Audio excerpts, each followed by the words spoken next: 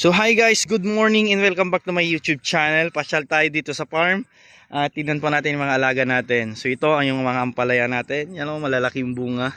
Then ang ganda yung gawa din dito sa ating kwan. Tinatawag namin sa Ilocano yung parsa, yung lagyanan ng kanilang talbos. Yan, akyat sila. Ayan o. Yan. Ito yung ating mga ampalaya. Daming bunga o. Tapos dito may mga papaya tayo. Then dito may lemon tayong tanim. Yan, mamimitas ako ngayon. Yan, kailangan ko yung lemon dun sa bahay. Kaya may mga mapititas tayo ngayon, no? Yan. Kasi kailangan namin sa bahay ngayon to. So yan, may nakapitas tayong dalawa. Then may mga sili din kaming tinda ngayon. Ay tinda. Mga tanim yan, oh. Malalaki sila. Yan. So mamimitas din tayo ng sili, kapatid. Yan. Yan, may bunga na din yung papaya. Yan, praise the Lord. May papaya na din tayo. Lemon din to. Yan, lemon din. So gagawin natin yan ay papadamin natin yung mga lemon natin. Lemon din. Yan. Papaya. Yan, may nga talong din kami dito. Then kamatis, may kamatis tayo dito. So yan, yan magtatanim tayo ng okra dahil nawala na yung okra natin. Yun. Yan, talong. Mayroon din ako ditong kape, malaki na siya, galing ito sa Batangas, ay sa Cavite pala. Yan.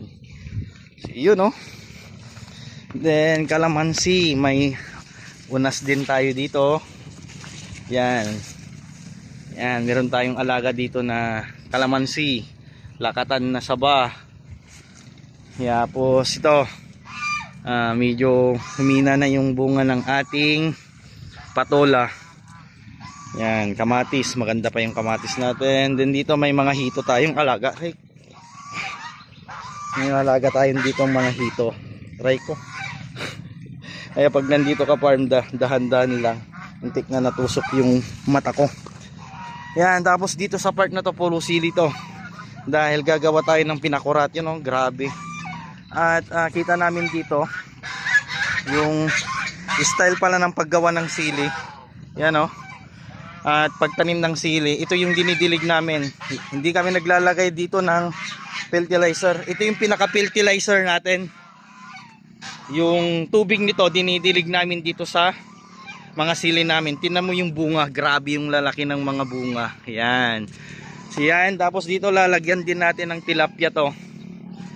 Tilapia ang ilalagay natin dito dahil dito sa kabila ay nakapaglagay na tayo ng hito. Sorry, dito harvest na to sa January. Maingay dahil ito yung nagpapaingay. Mga bantay namin dito sa farm. So yun lang. Have a blessed morning mga kapatid.